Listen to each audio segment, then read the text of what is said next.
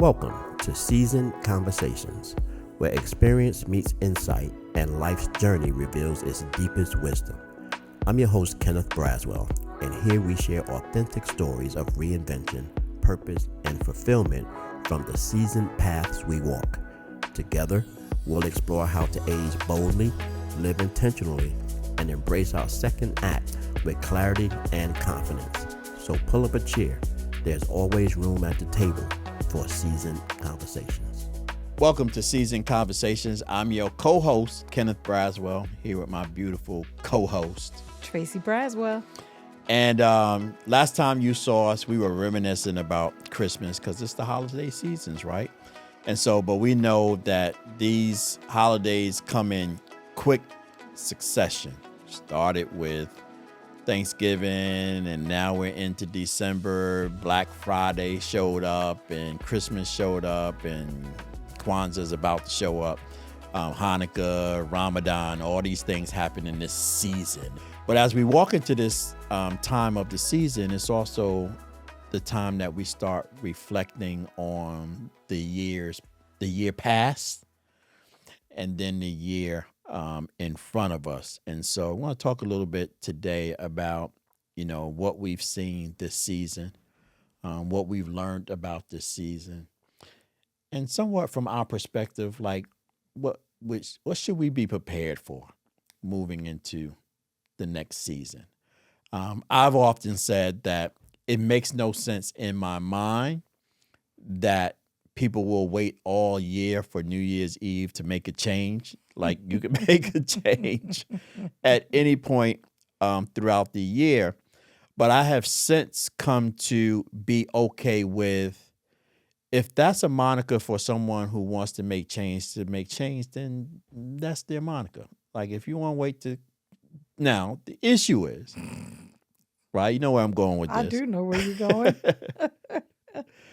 Don't let New Year's Eve come around, you make a declaration about what you're going to change, and on January 7th, you back to doing the same thing you were the prior year. That is what they call insanity, right?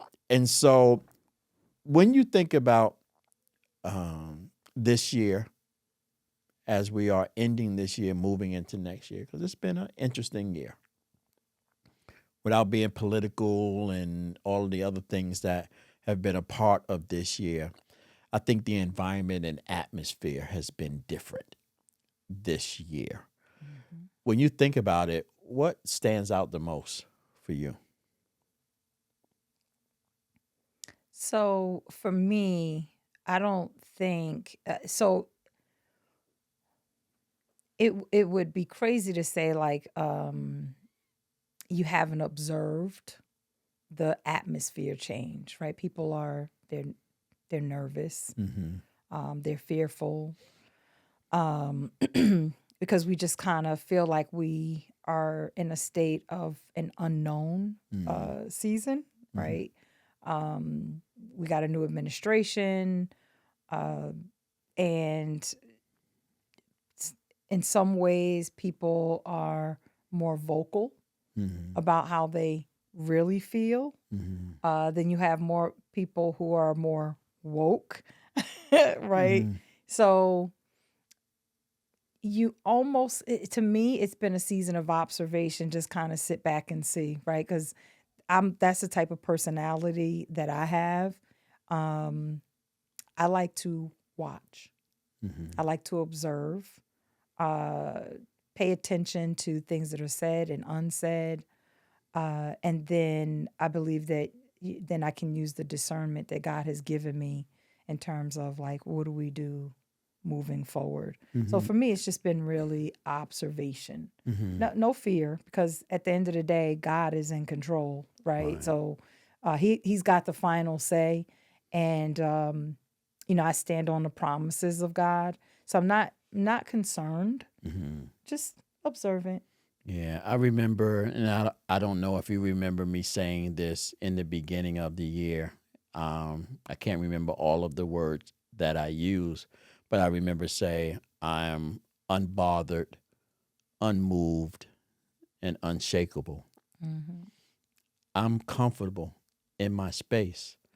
I think what this season has brought up for me was that it has really kind of highlighted the characterization of people.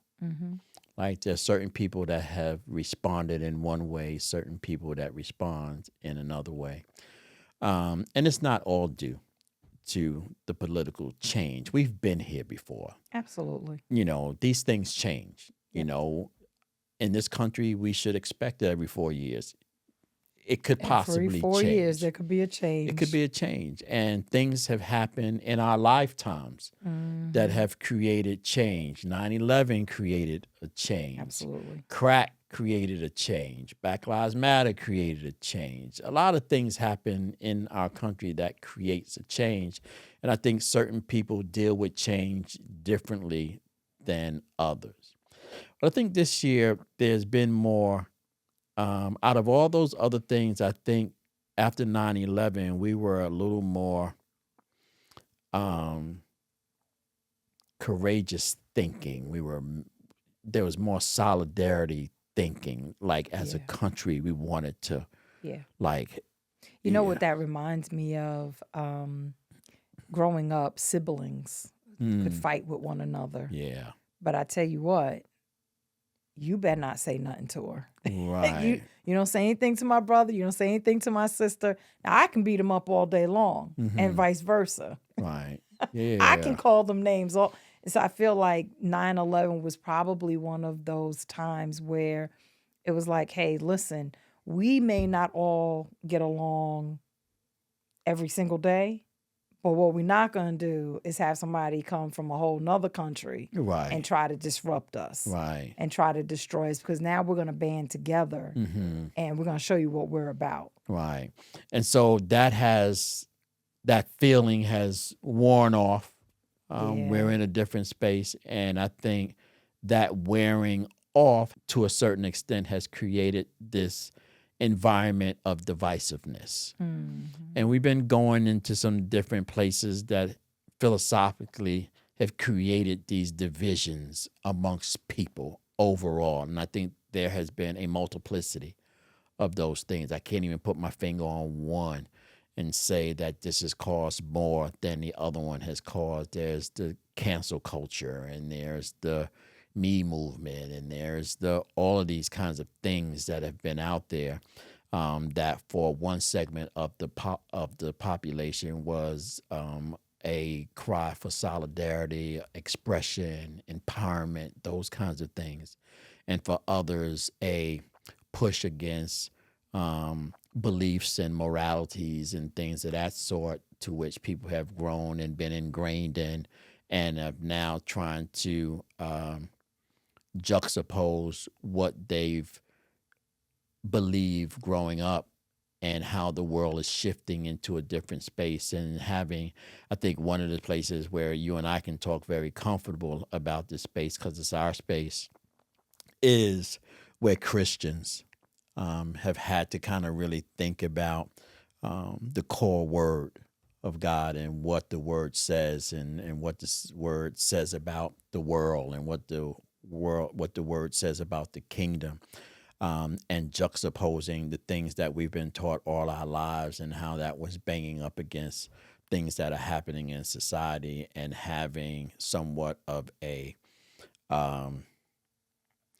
disruption in how we think about morality, values, what we've been taught, how we've been taught, and then where in those things that cross, how is it causing a divide for someone else who thinks differently? So when I think about all that stuff, I think it is I want to say confusion, but I don't know if it's confusion. I think you're right when you say divisiveness. That's definitely a good word, because even in the Christian communities, there is division. Absolutely. Yeah. Right? Because while we have, we stand on like it's God's word, right? But then certain segments are going to believe like the word means this. And another segment will believe that the Bible stands for this. And so there's even division amongst believers, right? Which is not really conducive to bringing everyone together. I think one of our biggest challenges that we are all facing is this notion of if you don't agree with me, I got to cancel you. I got to separate from you, right? And just having the ability to be able to have an open dialogue with someone that just doesn't have the same viewpoint as you. And, you know, it finding some common ground. I think that's where a lot of people are struggling is not being able to find common ground. Like, you don't have to agree on everything, but there's got to be something that we can find common ground on, and we could say, you know what? You know, I can actually get with you on that. I agree with you on that. But we've just become this, we're just in this space or this season right now where I'm right, you're wrong. Right. And there's no discussion about it. Right. And because I'm right and you're wrong, I hate you.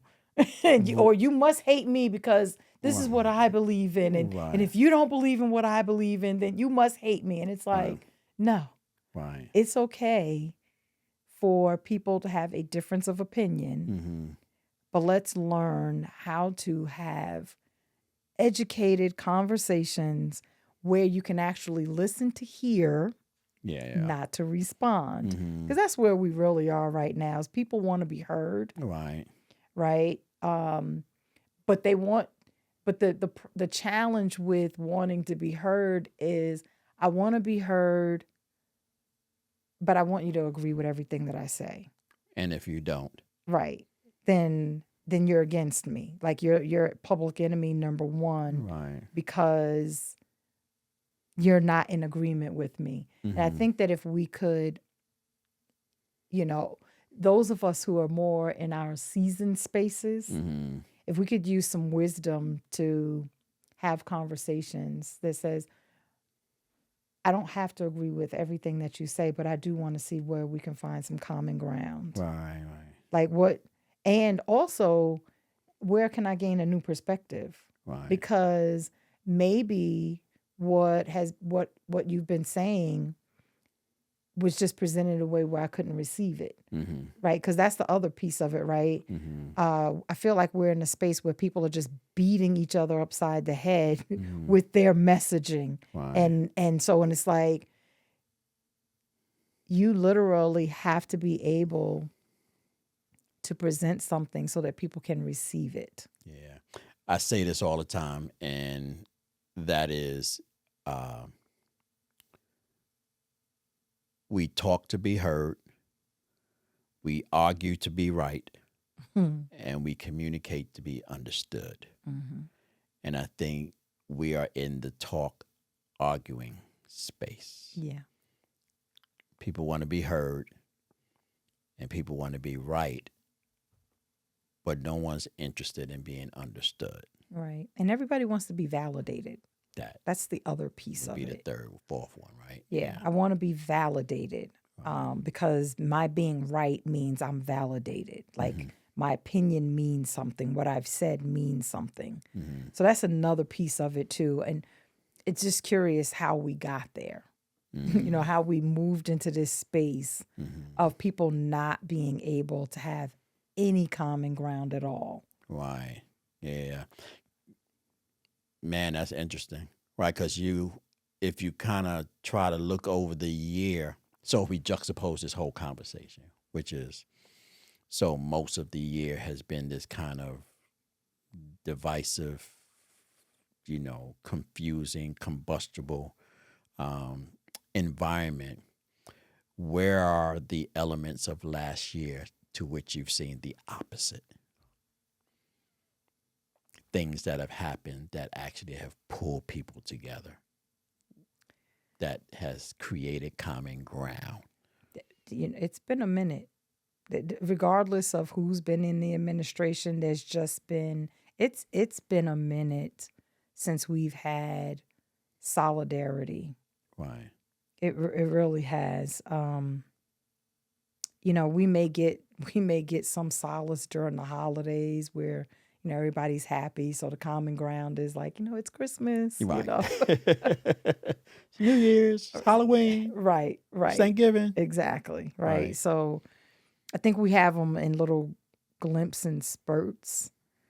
But overall, I would just say the country as a whole has it's been on a struggle bus. Yeah. And I would argue that, politics are not the sole culprit, No. right? They just happen to be the But they're mouthpiece right playing now. a really big factor. It's Yeah. a big factor. Yeah. But I think that, the wills, WILLS, becomes the wills of society, becomes the feeding ground for things that become politicized. Mm-hmm. And when they become politicized, it takes on a whole new aura and body in and of itself. And it's hard to shut that down once it's moving. And when you get to that point, everything is politicized. Every conversation is politicized. And it's really not. I think about, Tracy, our son plays basketball.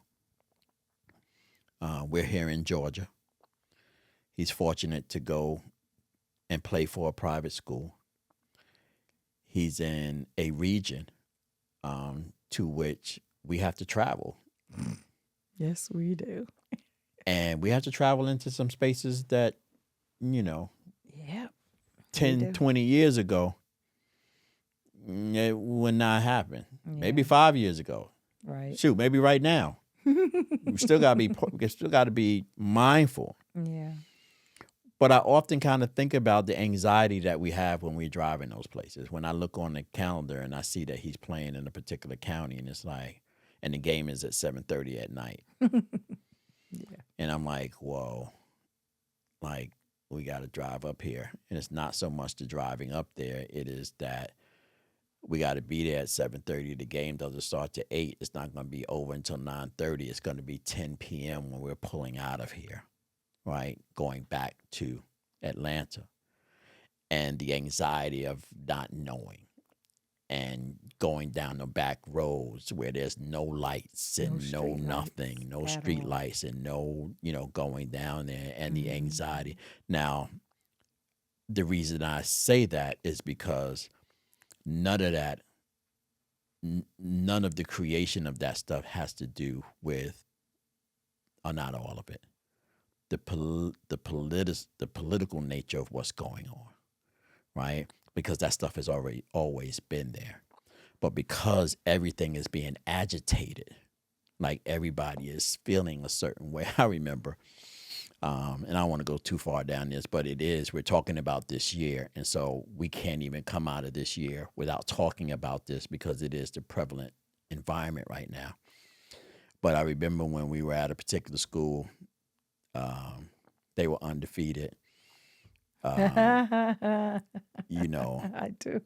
In fact, preface it by saying this as well.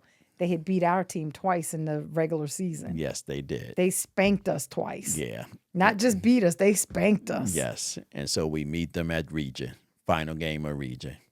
And we go into their building. Yep. And we beat them. Right? Yes, we did. And all of the parents and all of us, again, it's now 10 o'clock at night, right? And we all in the middle of the floor because we're waiting for our boys to come back out so we can hug and take pictures and laugh and do all the things that you do when you win Region. And we just having a good old time. And somebody said, y'all might want to, y'all know what time it is and y'all know where y'all are, right? And I was like, oh, yeah.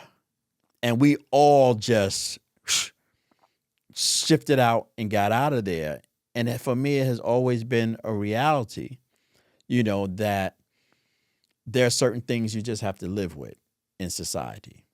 But I think that in this space where we are today is a snow globe of what it looks like almost everywhere. It just looks different. And it's not always just about race. Sometimes it's about other things. Sometimes it's about, you know, rich and poor. It's about north and south. It's about east and west. It's about, you know, all kinds of other things, whether or not you like this or that, you're blue or red. It's always you are this or that, right? That has been the focus. And when I think about that, you know, if we had to make a declaration of something to shift this year so that 2026 doesn't come with the same anxiety, what should shift? So first, I think we also we have to take into consideration, especially in this day and age, we are exposed, or we're not exposed, but we have the capacity to see things that we've never seen before. Meaning, it's not just turn on the news and see what's happening in the local community, right? We can literally see what's happening all over the world. One of the things that I would also say is that it does appear, now I don't know if just we were in the dark, we just didn't know this, but it appears that we are also in a mental health crisis. Wow. Yeah. Right? Because people are literally breaking down over what I can't even fathom would be something that you would break down over, right? Like a parking spot. Like, yeah, I'm going to be mad that you took my spot, but I'm not going to rage out over it. I'm not crashing out over it, right?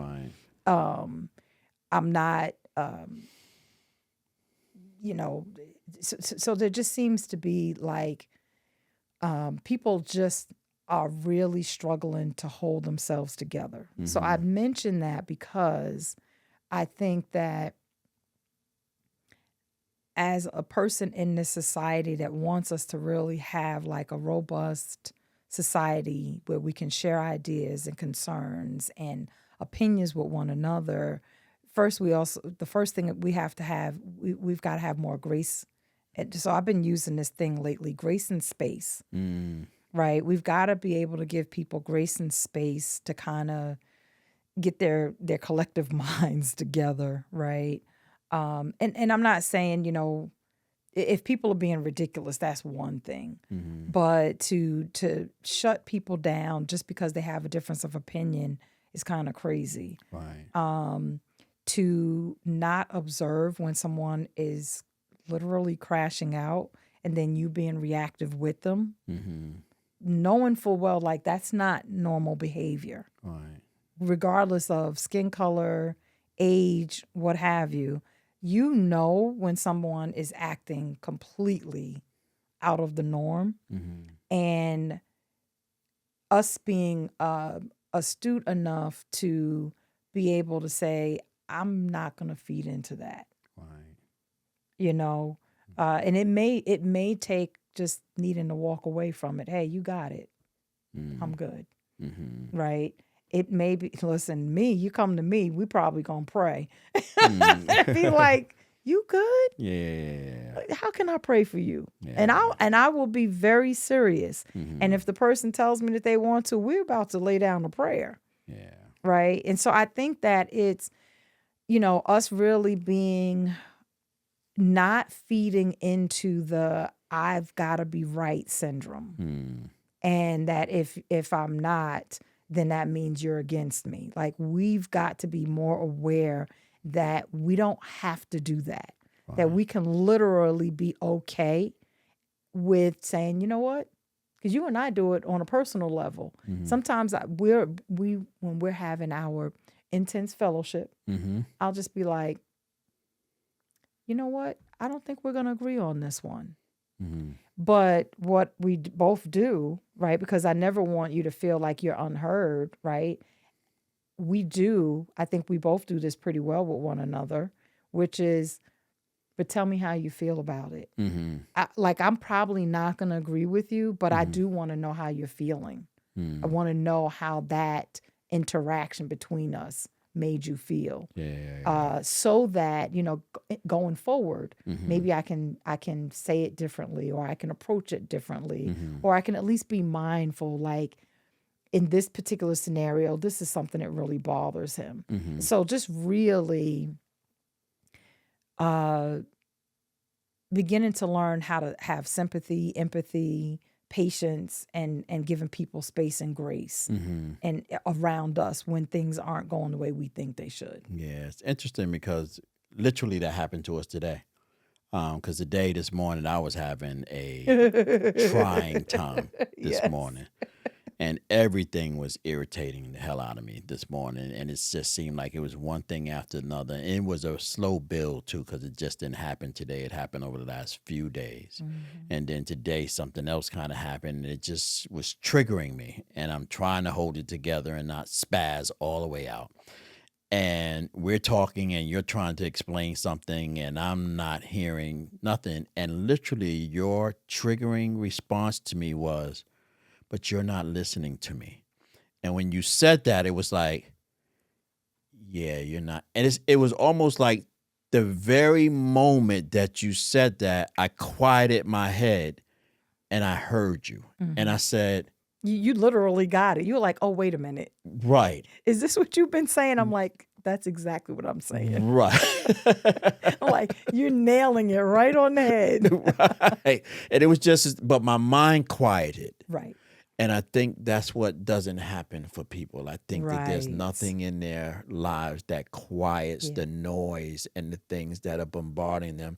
And I think you talk about this kind of mental health space. I think, the things that are agitating people the most are things that ain't got nothing to do with them. Right. Yeah. Because here's the thing. Social media has been a blessing and a curse. Mm-hmm. It's a blessing because you can reach out to more people, and it's a platform where you can get your messaging out, right? The curse part of it comes in that you find this tribe or your community and no one negates anything that you say because everyone's going to agree with you. So now that you've got your group of people who are always going to agree with you, when you step outside of that group and someone says something contrary to what your group has said is solid, is good, right. You don't know how to manage that. And so it takes like this emotional it's a toll on you. It's a trigger. Right. And because you've now been surrounded by people who are co-signing you every single time you get on your platform, right? Because, and I know you've seen this too, right? If you don't like what I say, get off my platform and go say it on your own. Yeah. Absolutely. Right? Yeah. So basically what they're saying is, I don't want to hear your opinion. Right. I only want to hear my opinion, and I only want the people who are saying I'm right to respond to me. Right. And if you go against what I have to say, get off my platform and go get on your own. But what's the element that we need in order to shift that? Because it sounds like there's nothing that's going to change that right now. That people are still going to be off the charts. Social media is still going to exist. Dysfunction is still going to happen. Anxiety is still going to be high. People are still going to be all over the place. But something's got to happen. So here's what I believe is ultimately going to happen. Mm-hmm. Because you and I have been on this thing. I got you on it with me, but we've been in this space about faith over fear. And the comforting thing for me over the past year has been, whatever is going on, I know that God has full control. And then I'm good. Mm-hmm. So nothing spazzes me out. It's like, whatever is happening is supposed to be happening, because his word says nothing is, again, we go back to the scripture thing, right? My word is not void. Right. His words do not come back to him void. Right. And so if I speak it and it happens, it has a purpose. You may not know what it is, but it has a purpose, and all things have a purpose, and blah, blah, All blah. things work together for good There for you those go. who love the Lord. So I think the word that people miss in that particular scripture is the word all. Mm-hmm. And they believe that it's just good things that are supposed to be purposeful. Right. No, But he it's said all things. all things. Yeah. Which is, now, there are some bad things that happen to some people that are unfortunate. Mm-hmm. But if you're following the word, you then have to say, but they are necessary for God's plan. I don't necessarily know what it is, and it's hurting the hell out of me right now, but it is still for his plan and for his purpose. Now, that's not an easy thing to absorb It's not.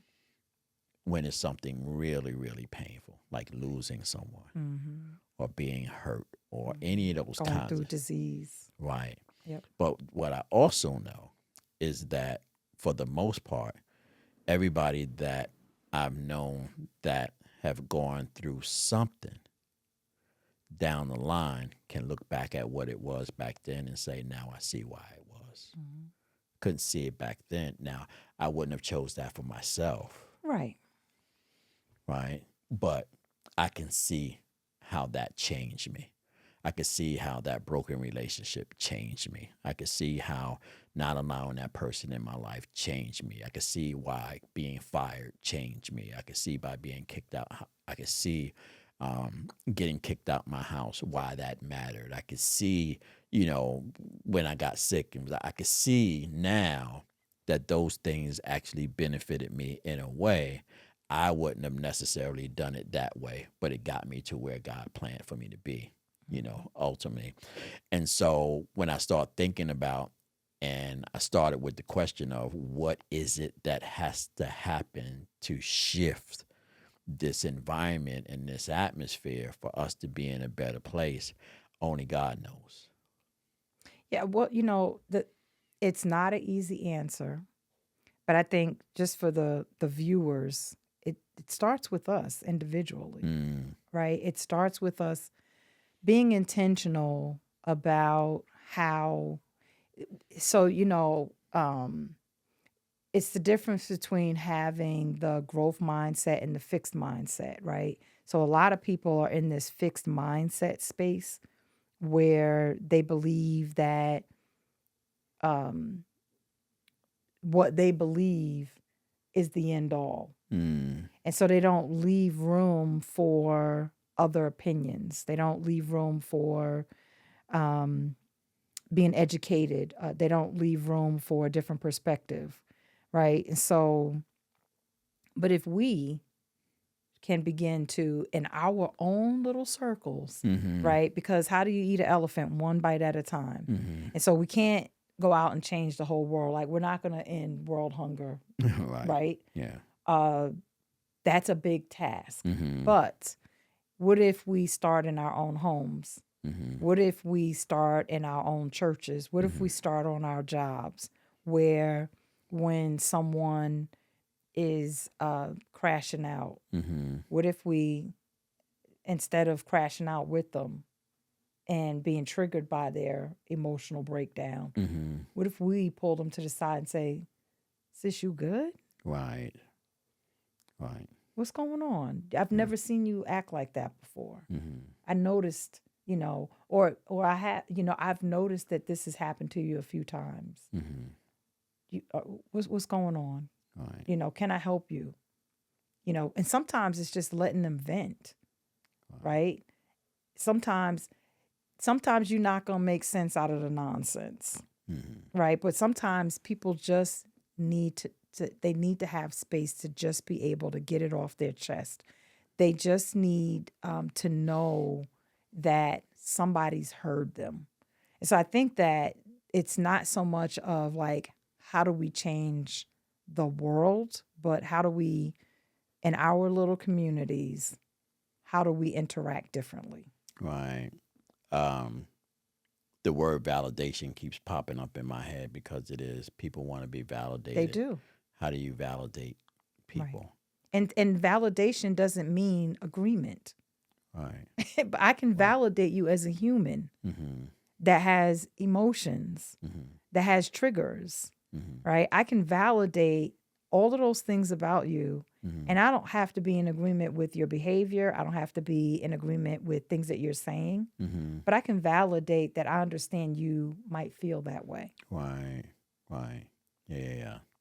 Right? Yeah. So it's gonna start with who's in your tribe, who's your community, right? And how are you intentionally deciding that I'm gonna be different?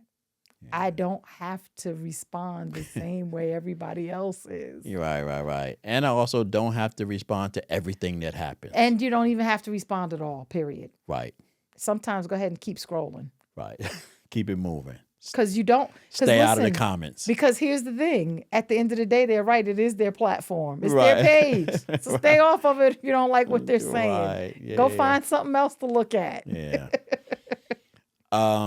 Let's bring it home. Okay. Because I think this will help folks as well. And testimony is good, right? So when you look at our lives, the Braswells, like when you look over the last year, what stands out the most for you? Time seems to be flying by. That's what stands out for me.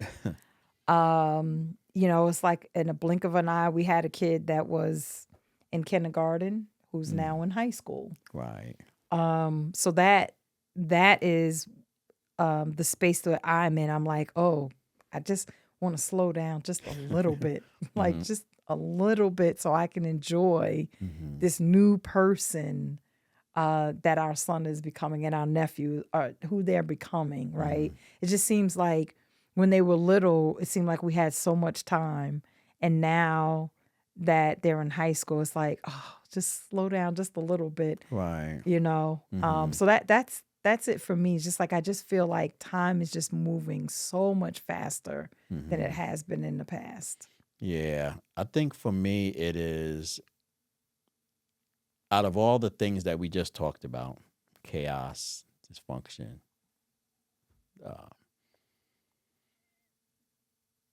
our boat still rises. Like, we have been blessed tremendously this year, and people don't know how because I've not spoken of it. But where things were going south for many people, it was going extremely north for us. In terms of the business, in terms of the organization, in terms of our family. And I think a lot of that occurred because we did not allow anything happening outside of our control to be the thing that defined our destiny and what God promised us. Right? We sat in that space, right? And all year long I said, what God has for me is for me. And if he didn't tell me it wasn't for me, nobody else can tell me it wasn't for me. And even in the small little issue where we thought we were getting one thing and we got something else, the something else was better than the one thing we had before. Yeah. Right? We just had to sit in it for a minute and be like, okay. I see you. All right, y'all. This is the first time for Season Collective. She got her phone on. It's probably an alarm. She got like 15,000 alarms on her phone. Change the sheets on the bed, flip the, shifter, put gas in the car, all that kind of stuff. But for me, it just was, we just weren't impacted. I would say we were impacted, but we were just impacted differently. Mm-hmm. I would say that we've been planting seeds. I would say that we've been prayerful. We've been obedient. Mm-hmm. And as a result of that, we were not negatively impacted. We were positively impacted. All right. Right. And so, but I think that all stems back to the faith. Mm-hmm. That literally is because we're so grounded in our faith in God, that I think it was a point you made earlier, or maybe on a previous podcast, like we weren't living in a space of fear, Right. right? Because if that were the case, I don't think Fathers Incorporated would have come anywhere near, right? Because that was a faith move for you, right? I remember when you came to me and said, God gave me this vision, and you asked me, what did I think? And I said, nothing. I think nothing of it. What did God tell you? Because it's not my place to give you an opinion on a directive from God, right? And so, and you've carried that all throughout the years. You've been obedient to the direction that he's given you as it relates to growing that business. You've been obedient to the directives that God has given you as it relates to family. So you've been obedient, and you've just stood firm on God's word. And so, people call that favor, That's what I call it. and favor is not fair, Right. right? And so, yeah, so we were impacted, but we just weren't impacted the way other people have been impacted negatively. But that's just an attribute to God. Right. That really is an attribute to God, that we've been able to move forward, regardless of administration, regardless of societal climates. We've always been able to do what we were called to do. Yeah. But that's because that was God's plan. Yeah. I just, it has been like a year of no regrets. And I don't know why I always feel like I have to clarify that phrase by saying, but it all hasn't been easy. Right? Because I think that people think when you're favored and things are going your way, that things are not difficult for you. Like, things are still difficult. We're not there, wherever there is, right? We haven't cleared all the hurdles. We running a race. We still clearing the hurdles, but we haven't cleared all of the hurdles. And the hurdles do get bigger and bigger and bigger, but we get stronger the more we run. And the more we have faith that we could actually jump over the one, that's in front of it, front of us. For me, I've always been smart enough to know that I don't have to jump over every hurdle. Some hurdles I can crawl under and run around and keep moving. It's just a different outside of the box thinking when you're getting to places that there's more than one way to get over the hurdles, or to get past the hurdles. You don't always have to jump over. If you're going by the rules of relay racing, then no, you're not supposed to. But we're not running by relay race rules. We're running by God's rules, and his rule is just keep moving forward. And so, when it comes to so those are our needs. And so when we think about this, because that also takes planning at the end of the year, I think people dismiss the fact that family planning still has to occur. So while you have your declarations or New Year's Eve resolutions, for yourself, you should also be thinking about, what is it for your family? Like, I know I have a couple for 2026 because of what you alluded to specifically, for the boys and all the kids, because I know all of them have aspirations to do certain things. And I know that faith without works is dead. Is that scripture? It is. All right. And I know it's just not going to be given to them. They still have to do something for it. But my desire for them is for God to open up pathways of opportunity that allows them to get closer to their goals, whatever they may be. I'm not going to define what they are. And where they're not moving towards a goal that I think they should be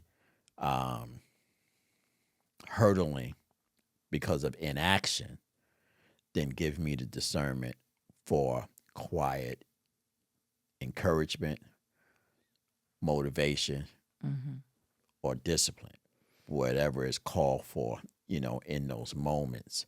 So when you think about the family planning asset, what should families be thinking about for the next year so that they're not so singularly focused on what do I want to have happen for me, or even a broader thing, right? What do I want to happen for society? Let's forget society for a minute. What about you and yours, right? What do you have planned? How should people begin to start thinking about that? Yeah, I think to your point, it makes sense for people to individually have goals and be intentional about what those goals are. I think when it comes to doing that sort of thing, the why is really important, right? Why do you want to reach that goal? What's the why behind that? If we get scriptural, right, as the head of the household, what is the vision that you see for the family as a whole, right? And so, like, what are some of the characteristics as a whole should the family have? Okay. We operate in integrity. We operate with excellence, right? We operate in honesty. We operate with kindness, right? So what are those things that as a whole, like, what is it that we want the family to operate as in terms of a unit, right? Not just the individual goals, but like, what character are we building, right? What's the mission of the family? That's kind of what I think about. Yeah. If you're going to make a resolution, one that you should stick to, what should be some of the elements of that resolution? Should they be big and bold, give you space? Should they be small and narrow and short term? I think of all of the above, Okay. right? I think that get you some small ones so you can get some wins, Okay. right? Because really what you want to do is you want to gain some traction, right? So, a lot of times I'll just use weight, right? Oh, I want to lose 50 pounds. But what you can do is you can take that 50 pounds and say, I want to lose 5 pounds in 45 days. Okay. That's reasonable. That's really reasonable, very attainable, right? And then, hey, how about we do another 45 days and we try for another 5 pounds, right? And then the next thing you know, you've reached your mark. So I think you can have the big goals, but break them down into doable tasks. And even think about looking beyond a 1-year goal, right? So what is it that you'd like to accomplish in the next 3 to 5 years? Okay. Maybe even 10 years, right? If you're young enough to look at, like, what's the next decade need to look like? And then scale back and say, what do I need to do in year 1, 2, and 3 to get to goal for 10 years out, right? What do I need to start putting in place?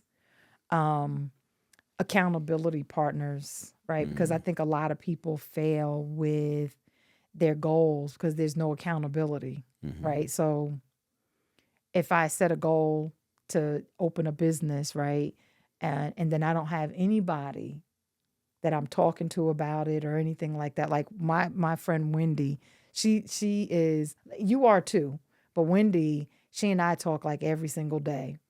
And at least a couple of times a month, she'll be like, so how's the business going? And I'd be like, and sometimes I remember this one conversation was so funny because I kept trying to give her pushback. And I was like, yeah, I can't really set a date because, I got this going on and I got that. And so right now, and she was like, oh, okay. And then like 2 days later, I was like, all right, I set the date.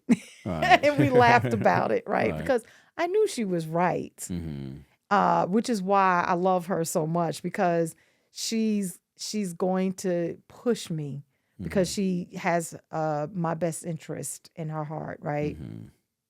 So making sure that you're surrounding yourself with people that will lovingly hold you accountable. And we'll circle back. Because she was like, okay. And I knew that meant like, I'm going to ask you again, like in a couple of weeks. And you better not come back with this, oh, I got this going and this going and da da da da da. And so that's what I love about her. And just knowing that it's someone that you can trust and someone that's not going to be your yes man, so to speak. Okay. Right? Because we just talked about that earlier, right? Where people are on platforms and they've got everybody in agreement with what they're doing. But being intentional about what you want to achieve, making sure that they're doable, right? And then making sure that you have somebody that can help you in your community to help you stay on track. Okay. Also, I think the last thing I would say is setting goals and knowing when you need to shift. Because sometimes you set a goal and listen, life is lifing, right? And you suddenly realize like this goal is probably not something that I should be pursuing now. Like it's a lofty goal, it's a good goal, but maybe it's not for this season in my life. And not beating yourself up about it, but saying, okay, we're going to put this one on the shelf, but we're going to come back and visit it. Or even, listen, I never should have had this goal in the first place. Right. And so having that discernment to be able to say, you know what, I was wrong with this one. Let me shift gears. And being able to transition to whatever the next thing is that you need to. And keeping in mind, though, when, again, this is the discernment, this is the wisdom piece, right? This isn't the I'm giving up. This is the realization that I may not have made the right decision in this season. And I might have to come back and revisit it, but I'm not throwing in the towel. I'm not quitting. I'm just coming to a realization that I may have been in error. And that I jumped the gun. Maybe I went out there too fast, right? And so, but giving yourself space and grace, even for that, to realize like, yeah, I put that down, but we're not right there yet. We're not right there. We're not there yet. Like, so perfect example. Before we bought the house that we live in, the year before, I just felt this pressing in my spirit that we were supposed to buy a house. And so I remember meeting with our realtor. And then after meeting, I was like, yeah, we ain't ready. I was like, we need a little, right? And then the following year, I went right back and was like, hey, I'm really hearing God say it's time for us to purchase a house.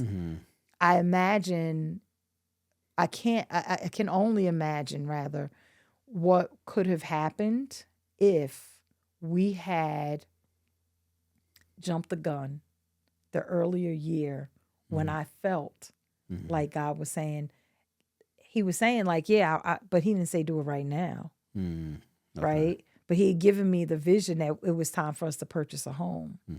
So, but just imagine if we had jumped the gun, like if you and I had the conversation and you're like, yeah, you know, let's do it. You know, God showed it to you. And then we did it. And then like, we wouldn't have favorable interest rates. We wouldn't have had favorable pricing. The house that we're in probably wouldn't have been available.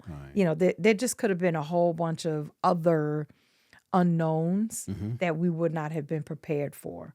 So I just say all of that to say, be mindful when God is making the shift, even because I think there's now this is, you probably know this quote, something about God laughs at our plans, you know? And so, make the plan, but just leave room for God. Right. Yeah. All right. Last two things. We're going to narrow it down even more. What's your resolution for us? You know, this is something that crossed my mind probably earlier this month. We've been together now for quite some time, 20 years if you count, from back in the day when you said I was stalking you. But, No. you know. Proof is in the The pictures. proof is not in the pictures, baby. You was taking the photos. I was in them. That's the stalker. The person taking the That's picture how is the stalkers stalker. get caught. You don't see ring bells or the ring one, how they catch stalkers with the bell rings and the people you stalking them stand out the door and the doorbell ring comes. But I to wasn't standing out your. I Yes, sir, wasn't but outside your door. I had the functionality of a ring bell that time. It's like, click, look at her, all in the buffet. Go ahead, sorry. So one of the things that I don't know if it was just something that I had seen on social media or something, but I think about couples that have been together for a really long time, and then all of a sudden they're not, and you wonder, how'd you go 40 years, and then all of a sudden the wheels fell off the bus. So I'm not going to call this a resolution because I feel like resolutions are so, people just kind of toss those things to the side. But my prayer is that we have longevity, because, as you get older, people, they say things like, I'm stuck in my ways and I'm not going to change, and I pray that God gave this to me. It's not about us trying to change, but us growing, right? And giving God the ability to grow us together and to keep continuing to grow us together as a couple so that we can have even better communication, we can have better understanding, we can have better patience with one another, like that we continue to grow in those areas. Because, we have come a long way from where we got started. That we not become complacent as we get older, that, we've arrived, because we still got a lot of years ahead of us. And we still have a lot of growing that we can do with one another. And so my prayer is just like, God, longevity. Like, I don't want us to be that couple that, we become empty nesters and then all of a sudden we're just like, we can't stand each other. Because I don't understand. Like, when I see that, I'm always baffled by that. Like, how did that happen? And was it happening all along the way? Where did they suddenly stop communicating? Did someone decide like to change their style of communication? Did someone decide to stop listening? Did someone decide to no longer have empathy? Did someone else decide like, I've just got no more patience for this? Like, what was the thing or the things that precipitated the sudden breakup of these long marriages? So not a resolution. My prayer is for us to allow God to continue to grow us and grow our marriage. Okay. That was a mouthful. I'm not going to give you, I want world peace resolution. I'll give you the, at least a 5 to 7 day vacation. Listen, I'm with that. Let's go. Alone. At least a 5 to 7 day vacation. Yeah. To somewhere that's not even, is unnamed in my head, but something that is new, something that we're both just amazed at as we're there. Like, whoa, this is different, right? And then resolution for me is I want to eliminate at least 60% of my debt completely by the end of next year. And that can happen. It can. That takes planning. Right. That takes intentionality. That may take some sacrifice. So buy my book. What About you? What's your individual declaration? Yeah, resolution? so I want to get my business off the ground at sometime in 2026. I haven't determined a date quite yet. I'm working on that piece of it, but I really want to begin to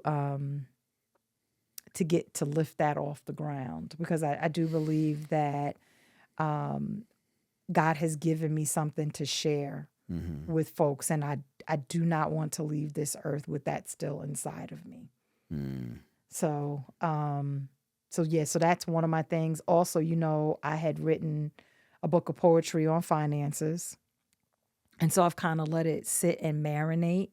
And so I plan to go back and take a look at it and make whatever revisions need to be made, because I feel like with poetry, I need to give it space to breathe, and then I want to come back to it and see, like, does it still make sense? Okay. Can I still recite it with the same cadence, or has something changed, or have I gained a new knowledge in a subject matter that maybe I didn't have, and now I need to add or take something away, right?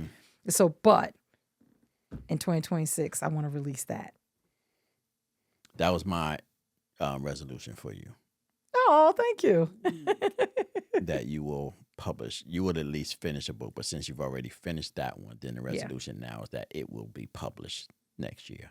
But you will have also already started on your next book, because I need your memoir done by KJ's graduation.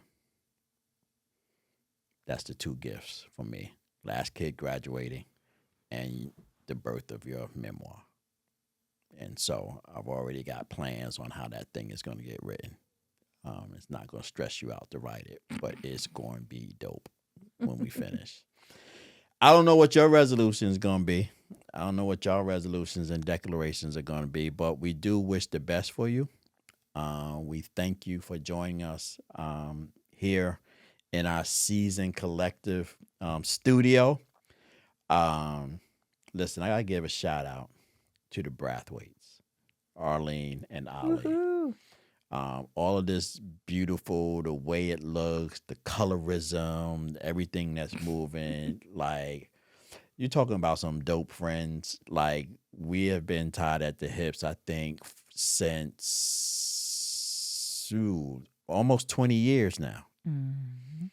And I never forget how they received me coming into their shop with my little paper.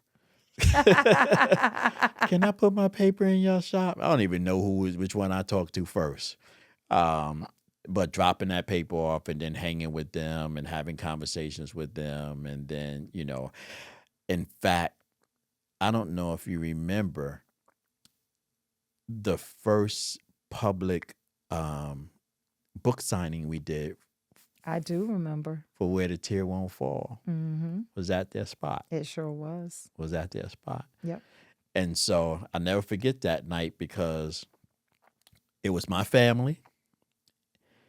And I ain't even gonna throw Albany under the bus, but then again, I don't really care. But I remember everybody that was there. And I shouldn't remember everybody that was there. But I did remember everybody was there. Right? Yeah. Definitely wasn't a packed house, unfortunately. And but everybody who was supposed to be there was there, including my mother, who came up. Yeah. And you Nzinga introduced me, and you came up and said something. Bear was there. Our good friend John Harris, who's passed on, was there. Bishferg was there. And it was just Ali and Arlene was there. And it was just a beautiful kind of we support you. We here. And so shout outs again to the Brathwaites. Make sure you go and visit them at brathwaitepublishing.com. Yep. What do you call those novels, Arlene? Urban novels you got? Fiction, urban fiction. And which two am I in? Short films. Flip me to the films. Which two am I in? When a Man's Fed Up, was that my debut, or was that? That was your debut when you was the mediator. Okay. But which one was I in with the car chase? Oh yeah, was it a movie? That was something else. Anyway, got my movie. I've been trying to get them to do another film, and I want a bigger part. I'm like, had always been hot that I've never gotten a larger role in any of their films. So I've been pushing them to do another film so I can get a larger role. That's our declaration for them over the never 2026, that we get this new movie written about something so that I can be in it and begin to set the tone for the rest of my life. Thank you for joining Seasoned Conversations. Until next year, be safe, be good to yourself, and Deuces. peace out. Thank you for tuning in to Seasoned Conversations, where wisdom meets experience and every story reminds us that life gets better with time. If you've been inspired by our guests and conversations, don't stop here. Continue your journey by grabbing your copy of Too Seasoned to Care, now available on Amazon, iTunes, Audible, and our website at theseasoncollective.com. And while you're there, join the Seasoned Collective, a growing community of thinkers, dreamers, and doers who are embracing the power of being seasoned. And make sure you stay connected with us on Instagram, Facebook, LinkedIn, and YouTube for new episodes, live events, and exclusive content that keeps you growing with grace, purpose, and wisdom. Because when experience speaks, the world listens. Hope to see you soon. Thank you for joining me for today's Seasoned Conversation. Remember, every step we take shapes the legacy we leave. If you enjoyed today's episode, please subscribe, leave a review, and share it with someone else navigating their own seasoned journey. To learn more and to become part of our growing community, visit us at theseasoncollective.com. Until next time, stay seasoned, stay purposeful, and remember, it's never too late to care deeply, to live boldly, and to rewrite your story.